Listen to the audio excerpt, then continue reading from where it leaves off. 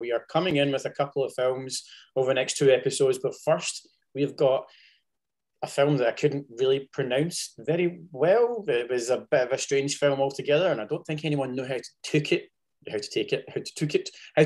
very well, and it is Titane. Is it Titane? Yeah. Titane? Possibly a problem why the film is not very good. Spoiler alert. It's Titane.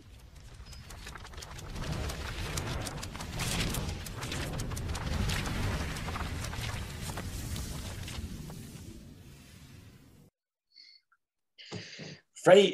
Wow. What a rather interesting film. I've kind of gave a little spoiler in the intro as to what I really truly felt about the film. Bizarre, intriguing, odd, strange. Yeah, art house to the max. I don't know. Very odd. A serial killer who sleeps with cars, gets pregnant by them, pretends to be a boy, starts sleeping with their dad or fake dad, gives birth to a baby that's half car and dies. And you can't make it up. And that's exactly that's the film, isn't it? Spoiler alert. Yeah. But the thing is, I've never been more uncomfortable watching and I watched it by myself as well. It wasn't like I watched them with somebody. Yeah. I never felt more uncomfortable watching a film as I did watching this. Yeah. When her belly starts splitting and, when she's, having sex with various vehicles. Yeah. When she starts stabbing people for no reason other than she's just had slept with them. Yeah. And then she's the most...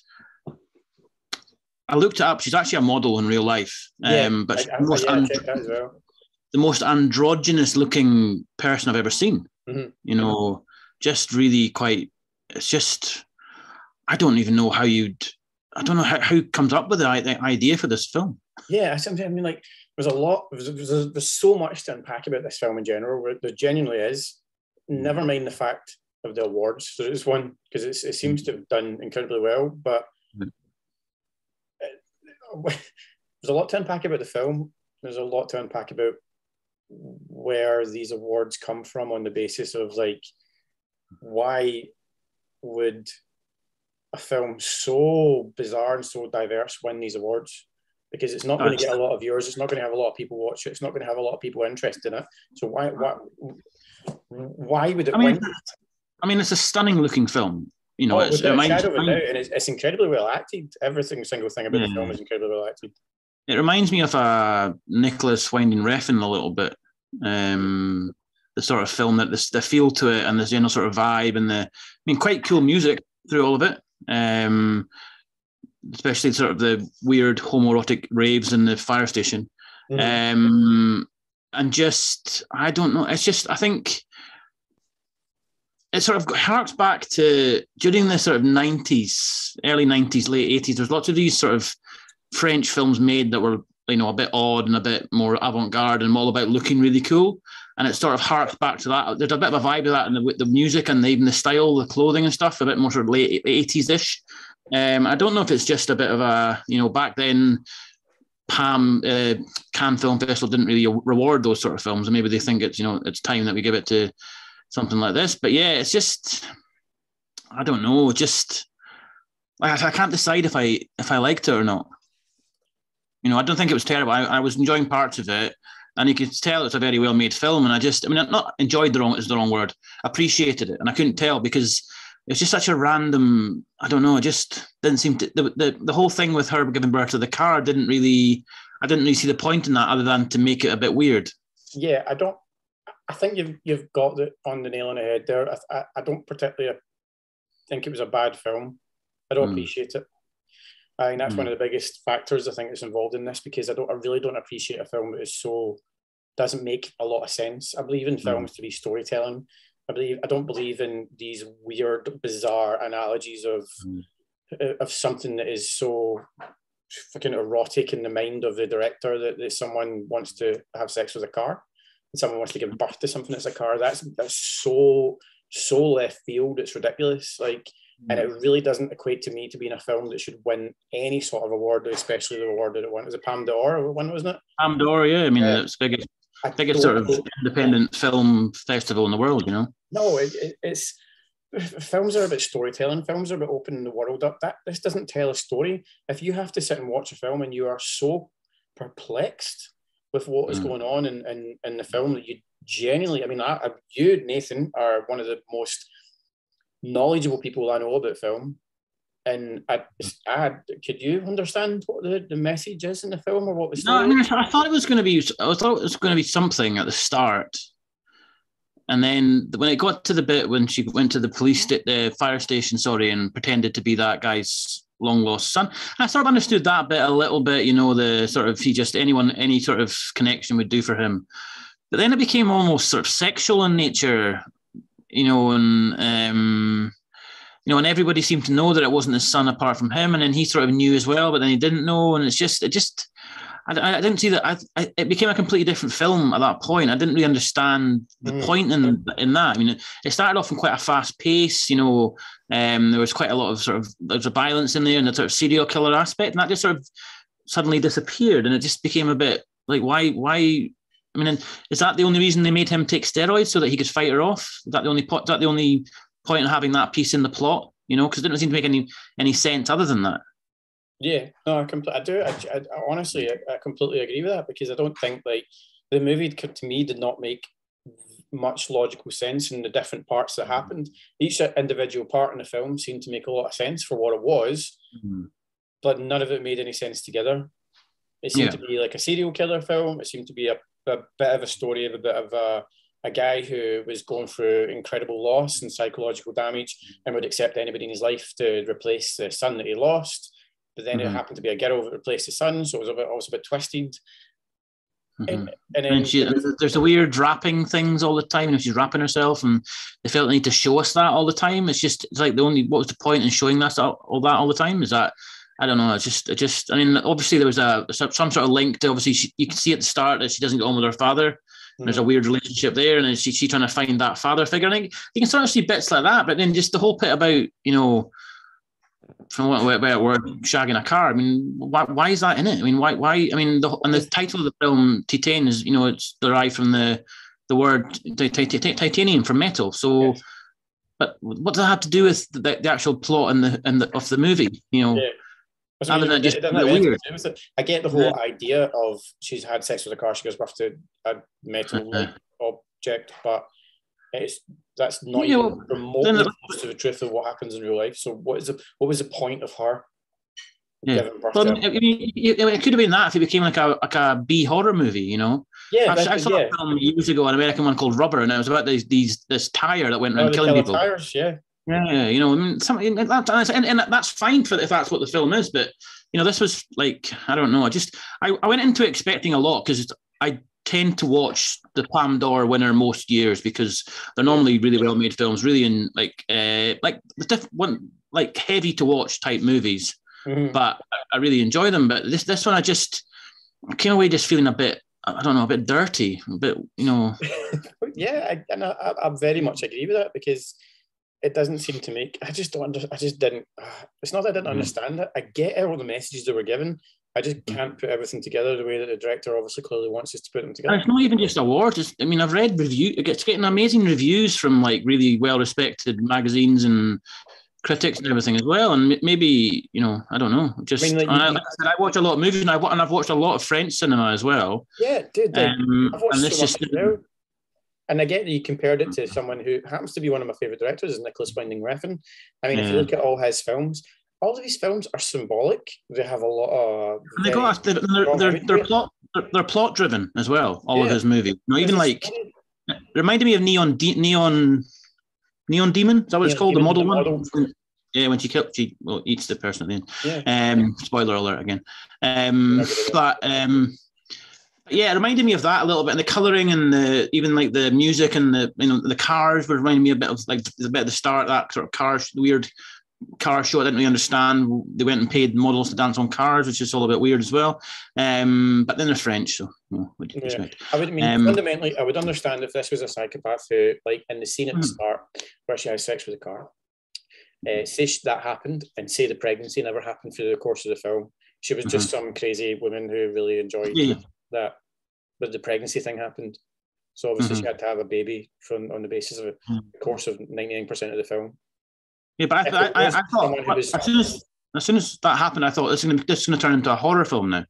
So I thought, and it just didn't. It just carried on being this weird, pseudo family. I mean, she's almost like held captive, and then it's almost like she's got Stockholm syndrome at one point with the guy, and it's just, I don't know. And the whole way through it, she's got that one sort of look in her face for most of it, and I don't know. Like I said, I'm just perplexed. I mean, it's been a couple of weeks since I watched it now, and I'm still perplexed by it. But I've got no. Normally, if I watch a film and it's a well-made film and I'm not really sure about it, I'll watch it again, and I've got no wish to want to watch this movie again. Correct, absolutely correct. And I'm exactly the same way. I don't feel as if I want to watch it again. I don't want to see it again. No, I'm not interested in it again. I just don't feel like it was I think it was a beautiful shot film. I don't think anything was wrong with the making of the film. I don't think anything was wrong with the acting of the film. I just don't feel the story or the character or anything that was in it was even made any remote sense. Like I said, it's not even a story. It's more like an art installation or something. It's just. So, I mean, this leads me to the question of Palme D'Or. So why would a film like this? So I am a massive fan of European, French, German films. I love the Golden Bear Awards. I love the Palme D'Or Awards. I watch all these films that happen.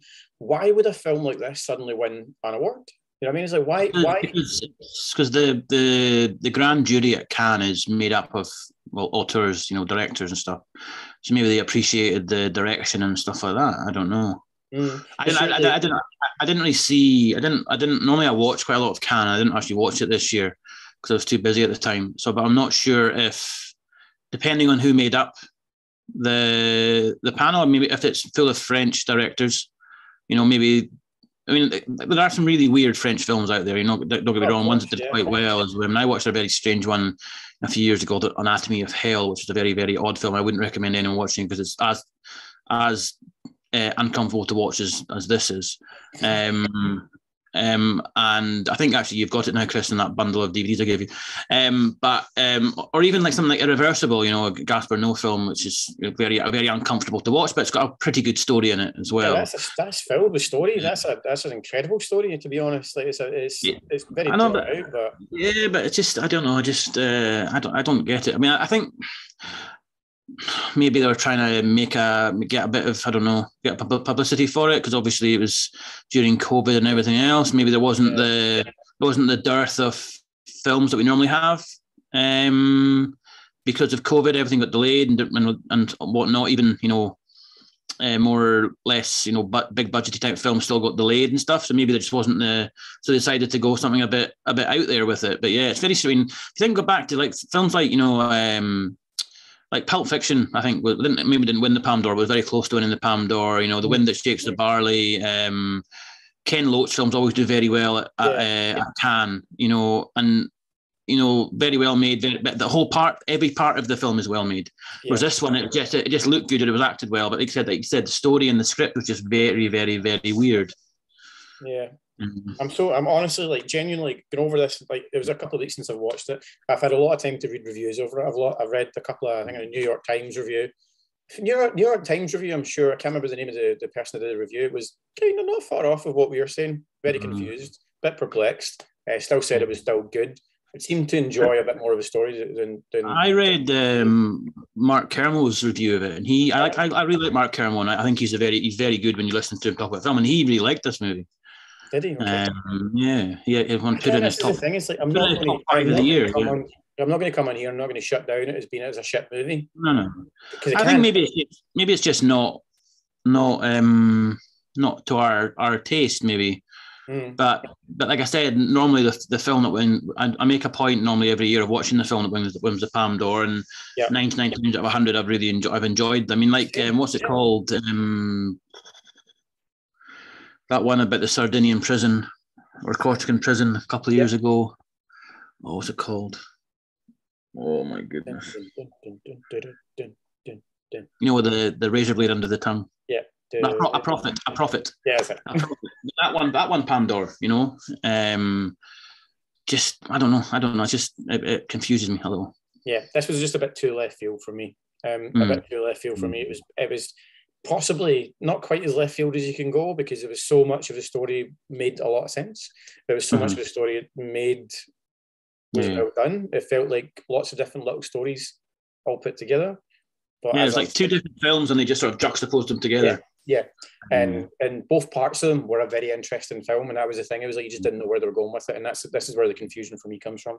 I certainly can't say it was bad. I cannot say it was bad, because I watched the whole film and I didn't turn away, didn't think it was bad. I still enjoyed it to a sense. I just didn't think it was for me. Didn't feel as if it was very good. No, I would agree. I would agree with that. Yeah, just perplexed. Perplexed is probably the best way that I can write this. I think, but maybe it's one of these ones where, because somebody highbrow, somebody somewhere said it's really good, so people say it's good.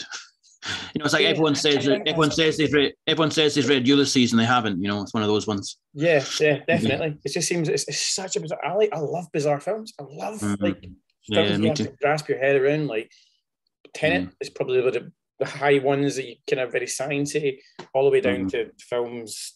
I can't even think of something off the top of my head. Is a bit more. What about the human Swiss Army knife, whatever it's called? With Daniel Radcliffe and Paul Thingy, Dano. Paul Dano. Paul Dano, yeah. I mean, that's a very odd film, There's lots I loved it. I loved it. It was a great movie, yeah. Yeah, there's loads of these films in it. It's just really bizarre. Very bizarre. Yeah. So there you go. I think this, like I said, the summary of I think both of us, I think I would say is perplexed is probably the best word I can think of. It's like what? It's like what? Yeah. Say what? Say what? I don't think you get very many reviews from both me and Nathan when we're doing one together that are almost bizarrely the same. We agree on quite a lot, but the same, as in both think it's weird. And this is a weird film. I certainly would. This is the weird thing. I don't even want to recommend you people to watch it. I would recommend watching it. I think I would say if you enjoy European cinema, then watch it. If you don't enjoy European cinema, or you're not interested in that, don't watch it, because it is one of the most European, like French films I've ever seen. Yeah. I remember back in the late 80s, early 90s, with a few very odd Gerard Depardieu films and stuff like that, and this is along those sort of lines. Very, very art house, very out there, almost like you said, indecipherable plot, but looks stunning. So maybe you'll love it. Yeah, perfect ending to the review of Titane. Go watch it, or don't go watch it, is probably the best way that I could leave it. The Palme D'Or winner of last year. Who knows what the hell we're going to get next year. But that's been our second review of the year. We will be back very, very shortly with another film that wasn't out too long ago called Mass. So I hope you'll tune in for that one. But thank you very much, Nathan. Cheers. Thank you. We can do this all day.